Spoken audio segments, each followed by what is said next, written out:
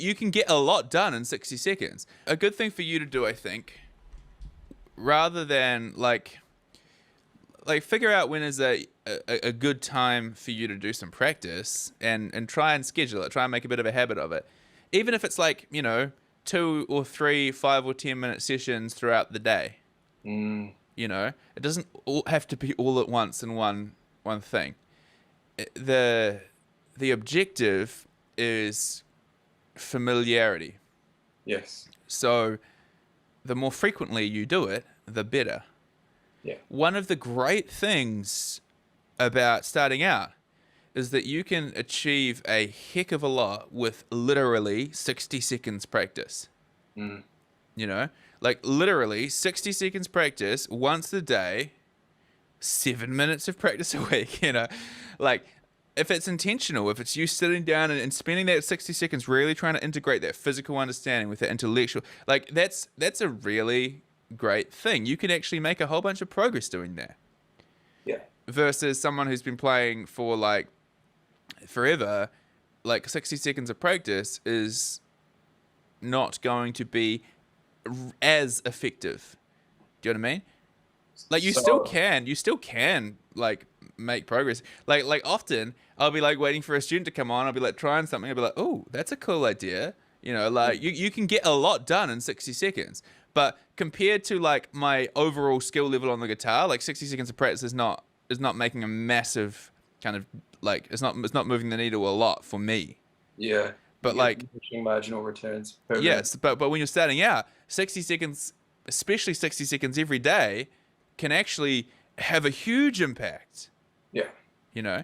And like if 60 seconds is all we can get, great. That's better than nothing. It's actually about the frequency that we practice more so than how long we spend practicing. So when you're starting out and all you can do is 60 seconds, like there's nothing wrong with that. If you can do 5 or 10 minutes, like even better. But Yeah. that's one of the really great things I think when you're starting out is you can get a heck of a lot done with a very limited amount of practice. Yeah, I think I definitely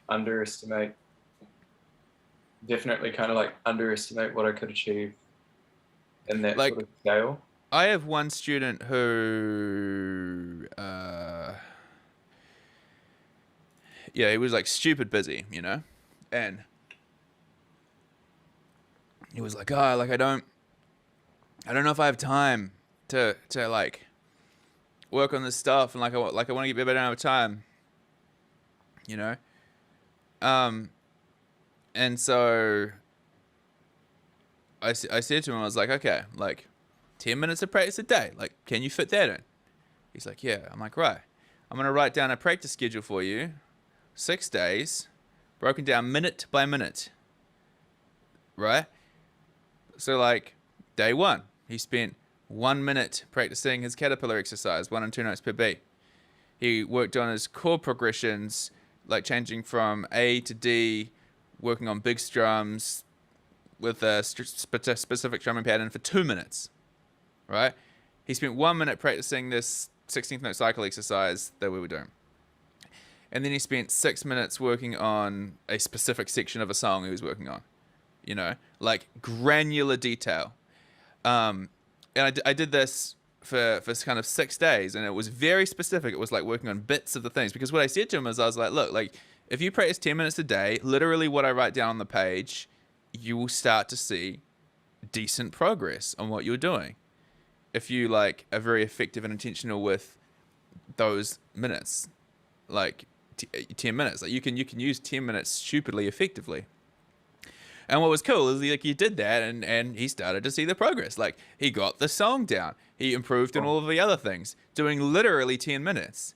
Because it's not so much the time that you spend quality with the of the guitar in time. your hands. It's right. It's the quality, and it's understanding how to kind of structure the practice so that over the course of a week you actually kind of hit the different things that are going to result in you making progress.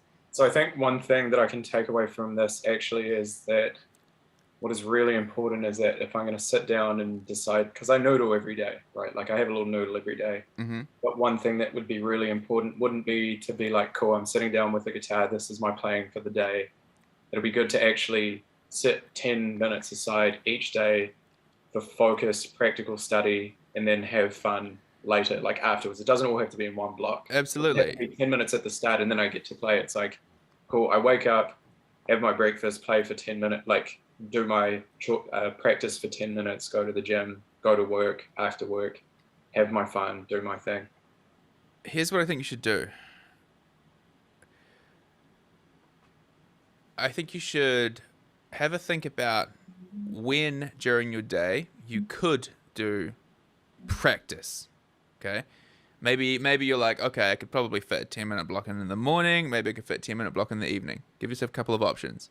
You only have to hit one of those blocks, right? Mm. But figure out a couple of spots where you could practice, and maybe you hit both spots during the day because, like, you know what? You got time and you can. Like, great. But maybe you kind of miss the morning one and you're like, okay, I'll jump in the evening one today. And try and practice every day, but take that idea of not going more than 2 days in a row without practicing. I think that kind of way of organizing things is a really, really, like, if you don't have a specific schedule and it's just kind of like an ongoing, you're trying to get better at the guitar, taking that idea of not having more than 1 day where you don't practice, or 2, you don't want to have 2 days in a row where you don't practice, is a really, really kind of good way, because it doesn't mean you have to practice every day. It doesn't mean you have to practice on these specific days and you like had a busy day, it's like, I didn't practice, but you don't want the next day to also not have practice. Or maybe you do, like you don't have more than 2 days in a row without practice. So if you have 2 days in a row without practice, you're like, okay, I have to practice the next day. So I think if you kind of give yourself a couple of spots during the day where you're like, I could practice here and I could practice here, and you have the idea of, okay, I'm not going to go more than 2 days in a row without practice. Then I think, like, if you kind of get into kind of that habit, then I think you'll be able to get into some kind of flow, some kind of routine. Because maybe as well, like, you pick it up to noodle and you're like, but I didn't practice the last 2 days, Or maybe you've noodled every day, but you're like, I haven't practiced for the last 2 days. So like, you know what? I have to practice right now instead of noodling. I think that's probably a pretty useful kind of way to do it. The other thing I think you should do is I think you should, and I can help you with this if you want, but like make a specific list of these are the things that I need to work on. Please, that would be great. And then you don't have to practice them all at once, but you kind of like pick one and you kind of continue to like move through those things, right?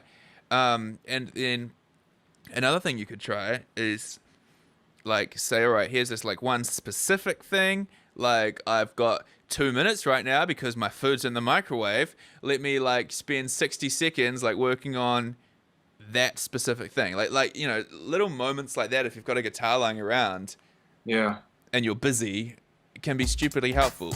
Absolutely.